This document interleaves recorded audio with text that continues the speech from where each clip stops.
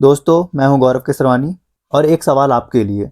जब भारत ने पाकिस्तान के टेररिस्ट कैंप पर ऑपरेशन सिंदूर जैसे जबरदस्त स्ट्राइक की, लगभग पूरा देश गर्व से झूम उठा। लेकिन कुछ आवाजें ऐसी भी थीं जो इस जीत पर खुश होने के बजाय उल्टा आर्मी पर ही सवाल उठाने लगी। क्या ये सिर्फ पॉलिटिकल ओपोजिशन है या कुछ और गहरा चल रहा है? आज हम बात करेंगे उन लोगों की जो पहले मोदी को क्रिटिसाइज करते थे, लेकिन अब उनका नैरेटिव ऐसा हो गया है जैसे वो भारत के ही खिलाफ बोल रहे हों।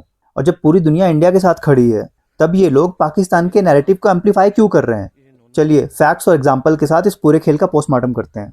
ऑपरेशन सिंदूर के बाद जब भारत ने पाकिस्तान और पीओके में टेररिस्ट बेसेस को निशाना बनाया, देश भर में उत्साह था। लेकिन कुछ मीडिया पर्सनालिटीज, अरफा खानूम शेरवानी, कुछ कश्मीरी पत्रकारों को मैं देख रही हूँ और उनके ट्वीट्स पढ़ रही हूँ। वो कह रहे हैं कि बड़े फिक्रमंद हैं कि जाहिर है एक सैंडविच के तौर पर दोनों देशों के बीच फंसा हुआ है कश्मीर।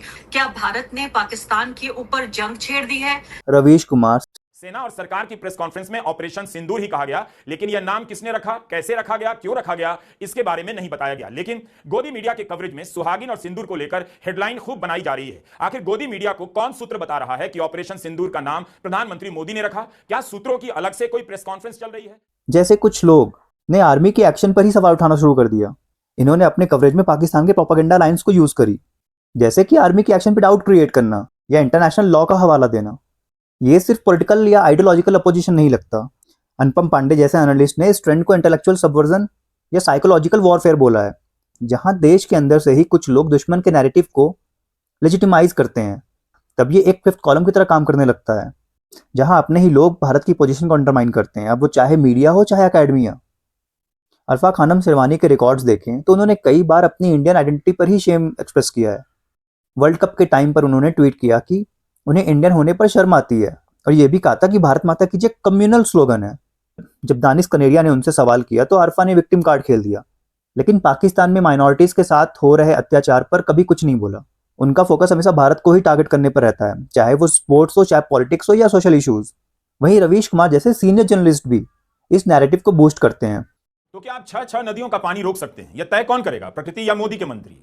ऐसा लगता है कि बीजेपी को पानी एक नया हथियार मिल गया है। पानी नहीं देंगे, प्यासा मार देंगे, इस टाइप की बातों से लोगों में जोश आ जाएगा, उसे ऐसा लगता होगा। जब पहलगाम पे अटैक होता है, तब उन्होंने अपने यूट्यूब थंबनेल में कश्मीर और भारत को अलग बताया। कश्मीर का जवाब आ गया, भारत क्या जवाब देगा? और जब इंडिया ने लाहौर में स्ट्राइक की, उन्होंने अपने शोज में आर्मी की इंटेंट और सही गलत पर सवाल उठाया। उनको ऑपरेशन सिंदूर के नाम से दिक्कत होने लग गई, और इन सब चीजों से पाकिस्तान को अपना प्रोपेगेंडा पुश करने का मौका मिलता है। पाकिस्तान के डिफेंस मिनिस्टर से पूछा गया कि क्या उनके पास कोई एविडेंस है। उन्होंने एविडेंस के नाम पर यह हवाला दिया कि इंडियन सोशल मीडिया पे एविडेंसेस पड़े हैं। This very specific allegation of 5 fighter jets shot down. Where's the evidence for that, sir? It's all over the social media, on Indian social media, not on our social media. Can you show us evidence, and do you have details on the attack? Okay, I can't hear you properly. Could you increase the volume, please? Yes, of course. Just let me know if you can hear me now, Minister. A bit louder, a bit louder. I'm sorry, a bit louder. उनका कहने का मतलब ये था कि हमारे अंदर के लोग, हमारे घर के अंदर के लोग जो कि गवर्नमेंट के अगेंस्ट या कंट्री के अगेंस्ट या आर्मी के अगेंस्ट खड़े हैं, वो ऐसी बातें लिख रहे हैं और उन्हीं का यूज पाकिस्तान कर रहा है। ऐसे में जब भारत को ग्लोबल सपोर्ट मिल रहा है, Russia, Israel, even United Nations ने इंडिया के राइट्स को सेल्फ डिफेंस करने को एक्नॉलेज किया है, तब भी ये लोग अपने ही देश के लेजिटिमेसी पर डाउट क्रिएट करते हैं। महबूबा मुफ्ती कल रात ने जो ताबड़तोड़ अटैक किया है पाकिस्तान पर, उसके बाद आज ये फूट कर रो पड़ी। आखिरकार जम्मू कश्मीर के लोग, हमारे खासकर जो बॉर्डर के लोग, कब तक इस मुसीबत को झेलेंगे? ये कब तक चलेगा? कब तक हमारी माओं की गोदे कब तक ये खाली हो जाएंगी? इस तरह की जो जंगी जुनून है दोनों तरफ से। अब तो ये भी हो गया कि दोनों तरफों ने कहा, हमारी तरफ से ये कहा जा रहा है कि हमने वहां मिलिटेंट्स के कैंप उड़ा देने थे और वो हमने उड़ा दिए। साफ पता चलता है यार कि कौन किसके साथ खड़ा है। पहलगाम अटैक में जब धर्म पूछ कर मारा गया तो उन्होंने एक आंसू तक नहीं बहाए, एक ट्वीट तक नहीं किया इसके बारे में। ऊपर से कंपनसेशन अलग मांगने लगी, क्योंकि अब लोग कम विजिट करेंगे कश्मीर को। और अब जब इंडिया ने पाकिस्तान को पेलना स्टार्ट कर दिया तो ये फुट फुट कर रोने लगी। एक और इंटरेस्टिंग पैटर्न है, ये लोग पाकिस्तान की तरफ से होने वाले टेररिज्म, माइनॉरिटीज के साथ जुल्म या टेररिस्ट की फनरल अटेंड करने जैसे इंसिडेंट पर कभी आउटरीच नहीं दिखाते, लेकिन जैसे ही भारत स्ट्रॉन्ग एक्शन लेता है, ये लोग शांति, अमन और डीएस्केलेशन की बात करने लग जाते हैं। ये सिलेक्टिव आउटरीच ऐसे लोग जो अब तक मोदी को क्रिटिसाइज कर रहे थे कि वो 11 दिन हो गए, 10 दिन हो गए पहलगाम अटैक के बाद, और मोदी ने कोई कदम नहीं उठाया अब तक। मोदी जी के अहम फैसलों से पाकिस्तान कांप रहा है। 11 दिन से ऊपर हो गए पहलगाम आतंकी हमले को और मोदी जी ने वो बड़ी बड़ी कार्रवाई की है कि पाकिस्तान के होश फाख्ता है, रोका पड़े उनकी कांप रहा है पाकिस्तान। आपको नहीं पता है? लेकिन जैसे ही मोदी स्ट्रांग एक्शन लेता है या भारत स्ट्रांग एक्शन लेता है, ये लोग शांति और अमन और डीएस्केलेशन की बात करने लग जाते हैं। ये सिलेक्टिव आउटरीच सिर्फ एक तरफ ही दिखाई देता है, जो कि नैरेटिव सेटिंग का हिस्सा है। आज सुबह मुस्लिम बोर्ड भी डीएस्केलेशन वॉर की अपील कर रहा है, लेकिन जब पाकिस्तान खुद को टेररिज्म का विक्टिम बोलता है और दूसरी तरफ टेररिस्ट के फनरल में शामिल होता है, तब ये ऑर्गेनाइजेशन चुप रहते हैं। क्या ये डबल स्टैंडर्ड नहीं है? क्या ये सिर्फ पॉलिटिकल एजेंडा है या जेन्युइनली ये पीस चाहते हैं? आज पूरी दुनिया भारत के साथ है, रशिया ओपनली सपोर्ट कर रहा है, इजराइल के वेपन्स हम ऑलरेडी यूज कर रहे हैं, चाइना भी अभी न्यूट्रल है, यूनाइटेड नेशंस भी इंडिया के फेवर में स्टेटमेंट दे रहा है, इंडिया के राइट टू रिटेलिएट को रिकॉग्नाइज कर रहा है। तो जब ग्लोबल लेवल पर भारत की लेजिटिमेसी स्ट्रांग है, तब कुछ लोग अपने ही देश के नैरेटिव को अंडरमाइन क्यों करते हैं?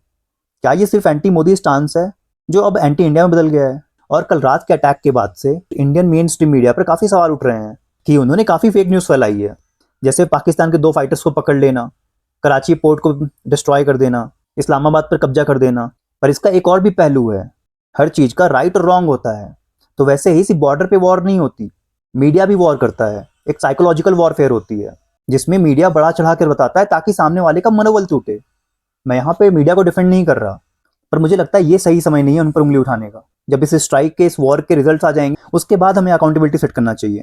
तो आज हमने देखा कैसे कुछ लोग अपने पॉलिटिकल या आइडियोलॉजिकल बायस में इतना आगे निकल गए हैं कि देश की सिक्योरिटी, यूनिटी और ग्लोबल स्टैंडिंग को भी क्वेश्चन करने लगते हैं।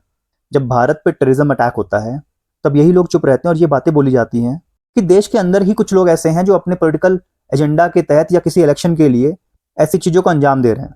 लेकिन जब भारत इसी चीज का जवाब देता है तो उसको कोई सपोर्ट नहीं मिलता, बल्कि ये पूछा जाता है कि किसको फायदा होगा। तो यही वक्त है कि हम नैरेटिव वॉर्स को समझें और अपने देश के इंटरेस्ट को सबसे ऊपर रखें। तो दोस्तों, आप क्या सोचते हैं? क्या ये लोग सच में पीस चाहते हैं या सिर्फ अपना पॉलिटिकल एजेंडा पुश कर रहे हैं? क्या आपको लगता है कि मीडिया का ये बिहेवियर देश के इंटरेस्ट के खिलाफ है? कमेंट में अपनी राय लिखो और वीडियो को शेयर करना मत भूलना। मिलते हैं अगली वीडियो में, तब तक के लिए खुश रहें, स्वस्थ रहें, बाय।